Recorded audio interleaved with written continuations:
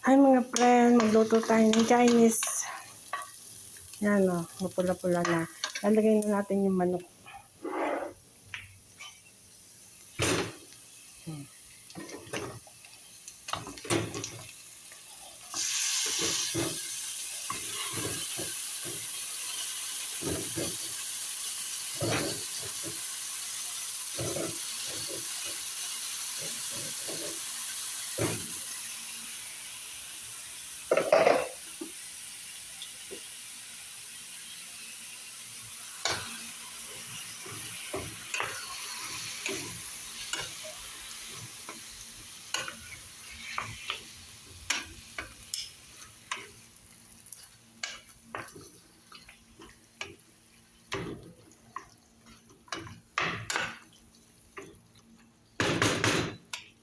Ayan lang natin siyang kumulo.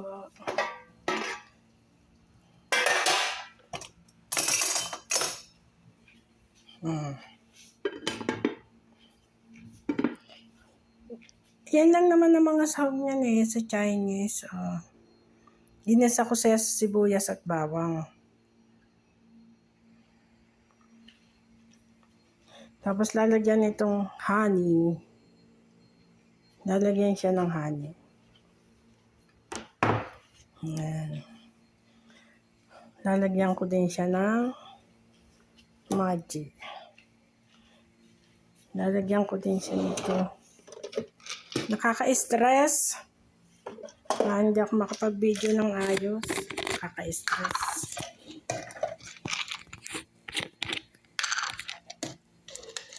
Timpi-timpi lang. Timpi-timpi lang ako. Timpi-timpi lang tayo. Tao naman tayong kausap hindi naman tayo ugaling hayop Kaya timpi-timpi lang.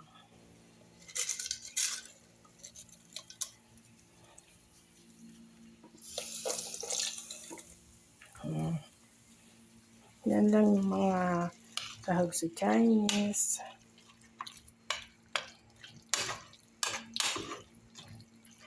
Hi Kuya Bal. Nai-stress ako doon sa yung kay Reyna.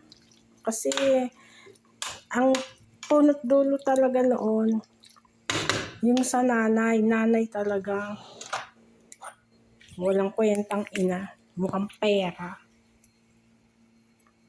Kaya yun, yung anak niya, pinagkakakitaan. Kita ko rin yung video na nakataas yung bra. Patay stress. Ayun yung mga nanay na walang kwenta. Siya, okay na okay yung anak niya. Low siya ngayon.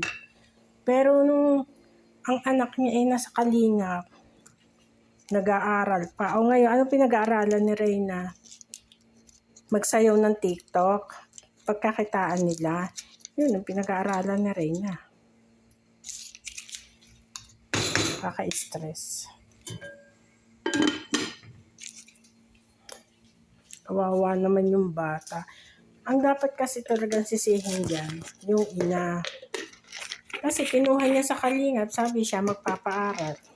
Kaya pala niya kinuha sa Kalingap, ibibigay sa wakwak. Dinala sa Maynila, bago iniwanan naman sa Maynila. Ginawa naman sa Maynila, pinagsayaw ng TikTok. Papanood ko kaya yun. Samantalang kay Roda, okay naman si Reyna. Hindi nga siya, oo, nagti-TikTok, pero ayos. Ayos naman ang ni Reyna. Saka bihira. Bihirang bihira. Yung mga wakwak na yan, bakit kaya hindi mawala? Bakit kaya ang laging niwawakwak? Ang ng Kalingap? Grabe.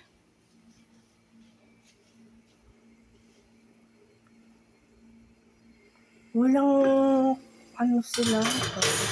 Ay! Napanood ko yung dalawang, naku, paano ba itatawag ko doon sa dalawang yun? Kesyo ang Kalingap ganon. lampasan nyo muna ang natutulungan ng Kalingap bago kayo magsalita. Kasi ako, matagal na akong ng Kalingap. Kay Lola Uping pa ako, kay Lolo Uping. Doon pa ako.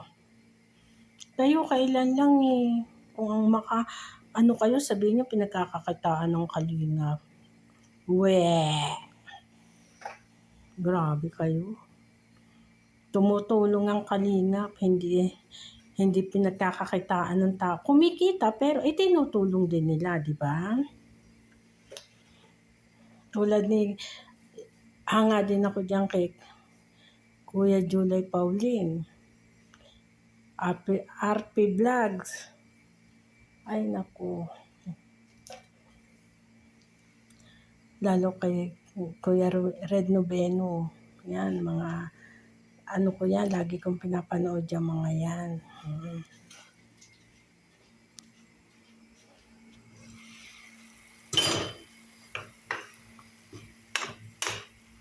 Kaya wala silang mga kwenta. Unahin natin itong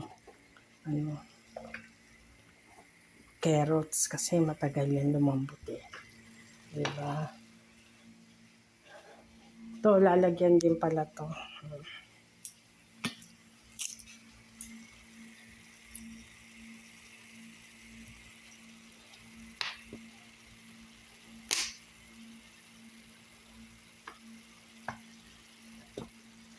Sasaling pala ako ng kanya. Wala na. Bilis maubos ng soy-soya nila. Kasi laging soy-soya nila ang gamit eh.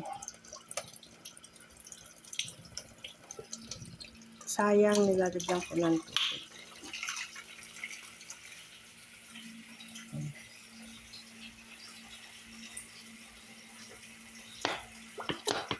Sayang. Sayang.